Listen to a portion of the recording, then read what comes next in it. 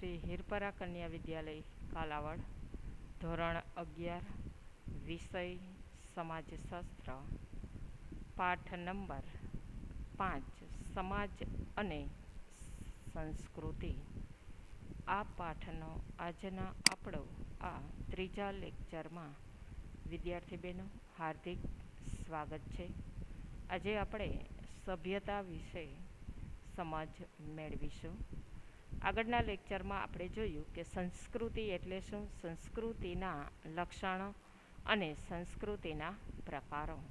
તો સંસ્કૃતિ એ જોઈ કે જીવન જીવવાની રીત, જે કાંઈ આપણે પેઢી દર પેઢી જે વારસામાં મળેલું છે તે સંસ્કૃતિ.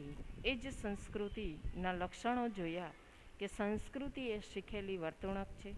વાતાવરણ સાથે સમાયોજિત થવામાં સંસ્કૃતિ અનુકૂલિત છે. સંસ્કૃતિ પરિવર્તનશીલ છે, ગતિશીલ છે, વિકાસાત્મક છે અને સાતત્ય પણ ધરાવે છે. સંસ્કૃતિના 2 પ્રકારો પણ આપણે જોયા કે ભૌતિક સંસ્કૃતિ અને અભૌતિક સંસ્કૃતિ. જેનું માનવે સર્જન કર્યું છે એવી જે સંસ્કૃતિ છે તે ભૌતિક સંસ્કૃતિ, અને જે પેઢી દર પેઢી આપણને વારસામાં મળેલી છે તે અભૌતિક સંસ્કૃતિ. એ જ સંસ્કૃતિના આપણે જુદા જુદા 2 તત્વો પણ જોયા, બોધાત્મક અને ધોરણાત્મક. તો આજે આપણે વિદ્યાર્થી મિત્રો આજના લેક્ચરમાં આપણે સભ્યતા વિશે સમજ મેળવીશું. સંસ્કૃતિ અને સભ્યતા બંને ગાઢ રીતે સંકળાયેલા છે. બંને વચ્ચે સૂક્ષ્મ એવો ભેદ છે કે જે જીવન જીવવાની રીત જે છે એ આપણે જે પેઢી દર પેઢી મળે છે એ આપણી સંસ્કૃતિ છે. અને જીવન જીવવાની રીતની અંદર નિશ્ચિત હેતુ સિદ્ધ કરવા માટે આપણે જે કાંઈ કરીએ છીએ, આપણે આપણો પોતાનો નિશ્ચિત હેતુ, ગોલ, લક્ષ્ય સિદ્ધ કરવા માટે સમાજની અંદર જીવન જીવવાની રીતોનો ઉપયોગ કરીએ છીએ. એ છે આપણી સભ્યતા. ટૂંકમાં આપણે જે છીએ એ છે આપણી સભ્યતા, અને આપણી પાસે જે છે એ છે સંસ્કૃતિ. પેઢી દર પેઢી જે મળે છે એ સંસ્કૃતિ, અને આપણું પોતાનું જે અસ્તિત્વ છે, કારણ કે આપણે પોતે કોઈ નિશ્ચિત હેતુ માટે થઈ અને કંઈક ને કંઈક કરીએ છીએ. તો આપણે છીએ એ સભ્યતા, ટૂંકી અને ટચ વ્યાખ્યા સભ્યતાની, અને આપણી પાસે જે છે તે છે સંસ્કૃતિ. તો જોઈએ સભ્યતાનો અર્થ. તો કે સંસ્કૃતિ એટલે જીવન જીવવાની રીત, જેમાં જ્ઞાન, માન્યતા, કલા, નીતિ, કાયદો, રિવાજ વગેરે દ્વારા જે કંઈ આપણને પ્રાપ્ત થયું છે એ શું છે? આપણી સભ્યતા. સભ્યતા એટલે પ્રાપ્ત કરેલી જીવનને લગતી એવી બધી જ બાબતોનો જથ્થો અને સમાજ વ્યવસ્થા કે જે માનવને શેનાથી જુદી પાડે છે? માનવેતર સમાજથી અલગ પાડે છે. ટૂંકમાં માનવ પાસે જે છે એનો માનવી જે ઉપયોગ કરી અને સમાજમાં જે જીવન જીવે છે, અને એનાથી માનવી માનવેતર સમાજથી જુદો પડે છે. આપણે બીજા પાઠની અંદર માનવ સમાજ અને માનવેતર સમાજ વિશે વિસ્તૃત કિંગ્સલે ડેવિસે આપેલી સમજ જોઈ ગયા છે કે જે માનવી જે સમાજમાં રહે છે તે માનવ સમાજ છે, અને અન્ય જીવો જે વસે છે, કીડી છે, ઉધઈ છે, ચિમ્પાન્જી છે, એ છે માનવેતર સમાજ. તો માનવેતર સમાજથી માનવ જે પોતાનું અલગ જે સમાજ જીવન જીવે છે એ છે એની શું છે? સભ્યતા. એક્ઝામ્પલ તરીકે સિંધુ ખીણની સભ્યતા. તો સંસ્કૃતિ અને સભ્યતા વચ્ચેનો તફાવત ખૂબ ઓછો છે, છતાં પણ સમાજશાસ્ત્રી મેકાઈવરે બતાવેલો છે કે સમાજના મૂલ્યાત્મક સર્જનો એ સંસ્કૃતિ છે. જે મૂલ્યો છે, કેમ જીવન જીવવું, ધોરણો છે, એ આપણી સંસ્કૃતિ છે. જેમ કે સાહિત્ય, શિલ્પ, કલા જે આપણને વારસામાં મળેલ છે. ટૂંકમાં ટૂંકી અને ટચ વ્યાખ્યા વિદ્યાર્થી મિત્રો ખાસ યાદ રાખજો. આપણી પાસે આપણે જે છીએ તે આપણી સભ્યતા, અને આપણી પાસે જે છે એ છે આપણી સંસ્કૃતિ. તો સભ્યતાની પ્રક્રિયાથી શું કરી શકે છે? નિશ્ચિત હેતુ સિદ્ધ કરવા માટેની રીતોનો વિકાસ થાય છે. એક એક્ઝામ્પલ દ્વારા આપણને સભ્યતા શું છે એ સમજાવ્યું છે. તો કે પ્રાચીન સમયમાં માણસો અગ્નિ સળગાવવા માટે શેનો ઉપયોગ કરતો હતો? તો કે પથ્થરોનો એ ઉપયોગ કરતો હતો. જ્યારે આધુનિક માનવી અગ્નિ સળગાવવા માટે દિવાસળી કે લાઇટરનો ઉપયોગ કરે છે. તો અહીં પથ્થર તથા દિવાસળી આ બંને શું છે? તો કે બંને વ્યક્તિ માટે સાધન છે. અને અગ્નિ આ સાધનનો ઉપયોગ શેના માટે કરે છે? તો કે અગ્નિને પ્રગટાવવા માટે. તો આ અગ્નિ એ શું છે? એ ઉદ્દેશ્ય છે. કારણ કે આપણે જોયું કે સભ્યતાની પ્રક્રિયાથી નિશ્ચિત હેતુઓ સિદ્ધ કરવા માટે માનવી કંઈક ને કંઈક કરે છે. તો આમ આપણે જોયું તો અગ્નિ પ્રગટાવવા માટે પથ્થરમાંથી દિવાસળીનો વિકાસ થયો. આ વિકાસમાંથી માનવે શું મેળવું? તો કે સંતોષ મેળવું. તો માનવે જે હેતુ સિદ્ધ કર્યો અગ્નિ પ્રગટાવવાનો એની શું છે? સભ્યતા. મૂલ્યોને ધ્યાનમાં રાખી માનવી પોતાના નિશ્ચિત હેતુને સિદ્ધ કરવા માટે જે કાંઈ સમાજની અંદર પ્રવૃત્તિ કરે છે એની સભ્યતા. પણ શેને ધ્યાનમાં રાખે છે? એમને વારસામાં મળેલા મૂલ્યો.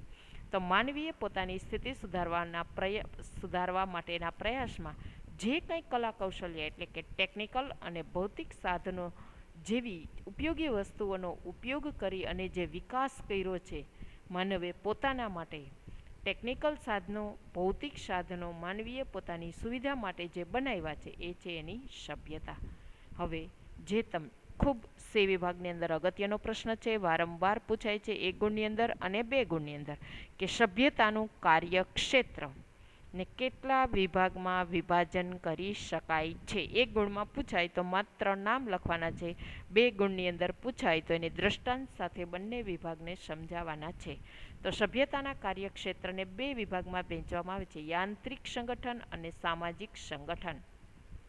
જે કાંઈ ટેકનિકલ માનવ સાધન વસાવે છે એ યાંત્રિક સંગઠન છે. એ આપણી સભ્યતા કે માનવી પોતાની સગવડ સુવિધા હેતુ માટે કંઈક ને કંઈક બનાવે છે. અને સમાજની અંદર જીવન જીવવા માટે જે કાંઈ જરૂરી છે એ જે માનવી મૂલ્યોને ધ્યાનમાં રાખી અને સમાજની અંદર બધા સાથે જે એક જ્યેષ્ઠ સંગઠન ગોઠવાઈ જાય છે એ છે સામાજિક સંગઠન. તો સમાજ વ્યવસ્થામાં શેની જરૂર પડે? કુટુંબ, સમૂહ, મૂલ્ય, વર્ગ, વ્યવસ્થા, જ્ઞાતિ, આ બધા જ સામાજિક સંગઠનો છે. તો જોઈએ વિસ્તૃત. યાંત્રિક સંગઠનમાં ભૌતિક અથવા ટેકનિકલ સાધનોનો સમાવેશ થાય છે.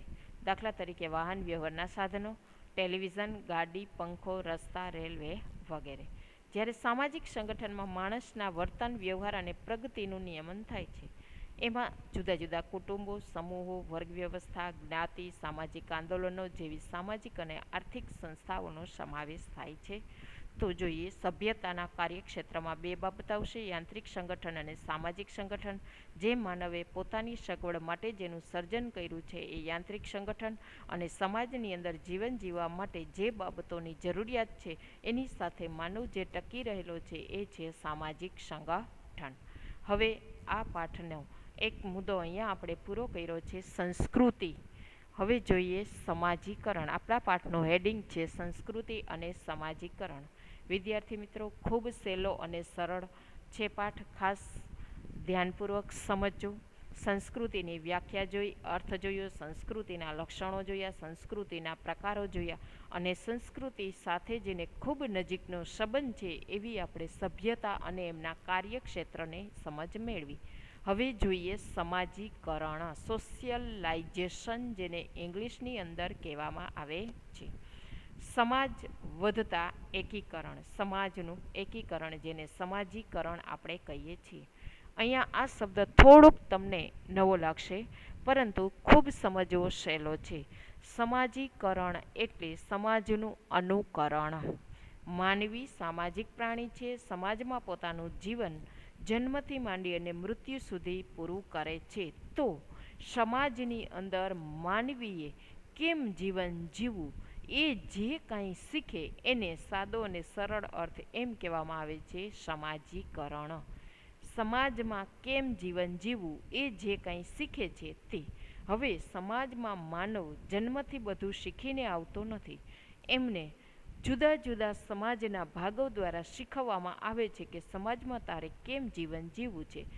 તો સમાજમાં જે કાંઈ માનવીને કેમ જીવન જીવવું એ શીખવે છે એ બધી જ સમાજીકરણની રીતો કે ભાતો અથવા બાબતો કે સમાજીકરણ સાથે સંકળાયેલા એના અંશો છે. સૌ પ્રથમ તો જન્મથી જ બાળક કુટુંબ સાથે, માતા સાથે સંકળાયેલું હોય છે. તો માતા છે, કુટુંબ છે, શાળામાંથી એને શીખવા મળે, પડોશમાંથી શીખવા મળે, મિત્ર પાસેથી શીખવા મળે. મોટું થાય એટલે આગળ જતાં સમાજના અન્ય વ્યક્તિઓ, જૂથો, સમૂહો પાસેથી શીખે છે. તો જેની પાસેથી જે કાંઈ શીખવા મળે એ સમાજીકરણનો એક ભાગ છે. સાદો અને સરળ અર્થ એવો થાય કે જન્મથી માંડી અને મૃત્યુ સુધી કેમ જીવન જીવવું એ જે કાંઈ શીખવે છે સમાજના ભાગો, એને સમાજીકરણ કહેવામાં આવે છે. તો આપણે એના અર્થને સમજીએ. સમાજની રચના કરવા માટે માનવ સંબંધો અતિ આવશ્યક છે. આ સંબંધો માનવીના બાળપણથી શરૂ થાય છે અને માનવીના જીવનના અંત સુધી ચાલુ રહે છે. તો આ સંબંધોની વિકસતી પ્રક્રિયાને સમાજીકરણ કહેવામાં આવે છે. જે MCQનો પ્રશ્ન છે કે માનવ સંબંધોની વિકસતી પ્રક્રિયાને શું કહીએ છીએ, તો સમાજીકરણ કહેવામાં આવે છે. માનવીએ સમાજમાં કેમ જીવન જીવવું, એક વ્યક્તિ તરીકે કેમ જીવન જીવવું એ જે કંઈ શીખવે તે સમાજીકરણની પ્રક્રિયા છે. જોઈએ તેનો અર્થ.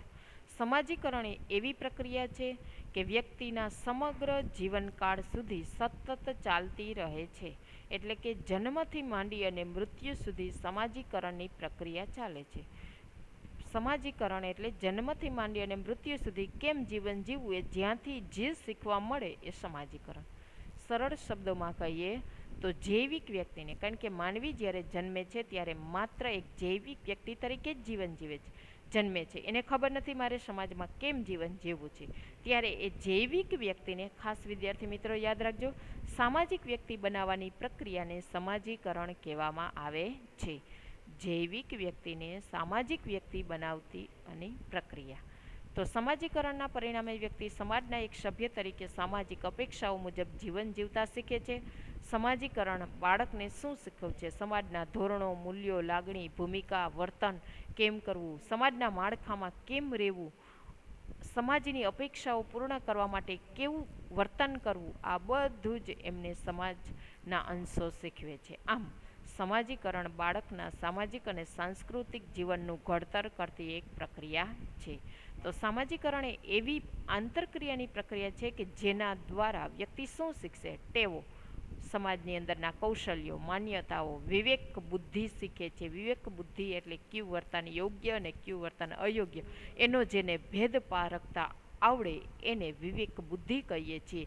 તો આ વિવેક બુદ્ધિથી કેમ રહેવું એ સમાજ શીખવે છે, એને સમાજીકરણ કહેવામાં આવે છે. જે સામાજિક સમૂહો તથા સંપ્રદાયોમાં અસરકારક ભાગ લેવામાં ઉપયોગી બને છે. આમ સમાજીકરણ વિના સમાજ તેની મેળે ચાલુ રહી શકે નહીં અથવા સંસ્કૃતિ પણ અસ્તિત્વ ધરાવતી નથી. કુટુંબ પેઢી દર પેઢી પોતાના વંશજોને નવું નવું જે કાંઈ આપે છે, સંસ્કૃતિ તો વારસામાં આપે છે, એની સાથે સમાજમાં કેમ જીવન જીવવું એ પણ શીખવે છે. એ શીખવે છે ત્યારે સમાજ છે એ ટકી રહે છે, નહીંતર સમાજનું અસ્તિત્વ પણ ચાલુ રહેતું નથી.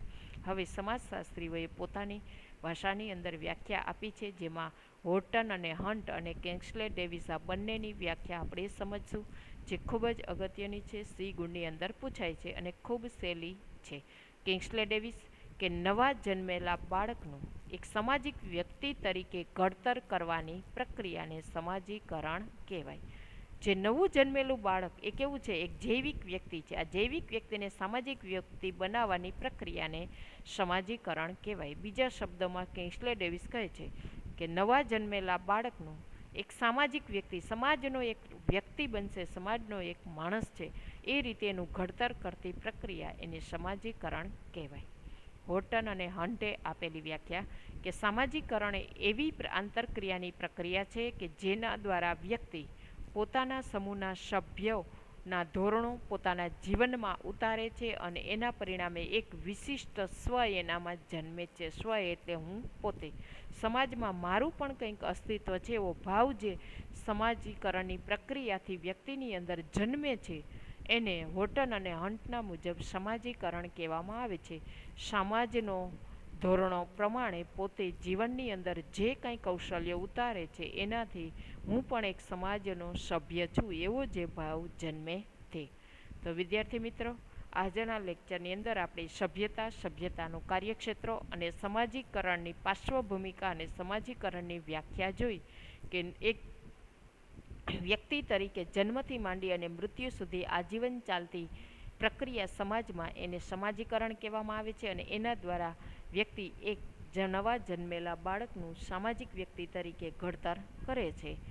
આગળના લેક્ચરની અંદર આપણને એક સામાજિક વ્યક્તિ કોણ બનાવે છે, એના વાહકો શું છે, એની એજન્સીઓ શું છે અને સમાજીકરણ દ્વારા વ્યક્તિ જીવનનામાં બાળપણથી શરૂ કરીને અંત સુધી કેમ જીવન જીવવું, એ જે કંઈ ભાગ ભજવતી એજન્સીઓ શું છે એની સમજ આવતા લેક્ચરની અંદર મેળવીશું. અસ્તુ.